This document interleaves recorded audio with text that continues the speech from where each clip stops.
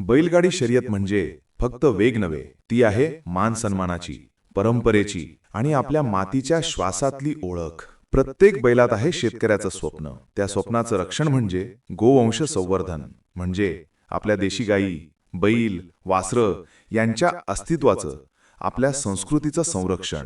ही शर्यत फक्त बैलगाड्यांची नाही, ही आहे मातीच्या संस्कृतीची, महाराष्ट्राच्या ओळखीची. आणि या परंपरेला एक नवचैतन्य दिलंय. ते नाव म्हणजे सांगली जिल्ह्यातील भाळवणी गावचे सुपुत्र, डबल महाराष्ट्र केसरी पैलवान चंद्रहार दादा पाटील, ज्यांच्या श्वासात आहे बैलांचा मान आणि हृदयात आहे मातीचा अभिमान.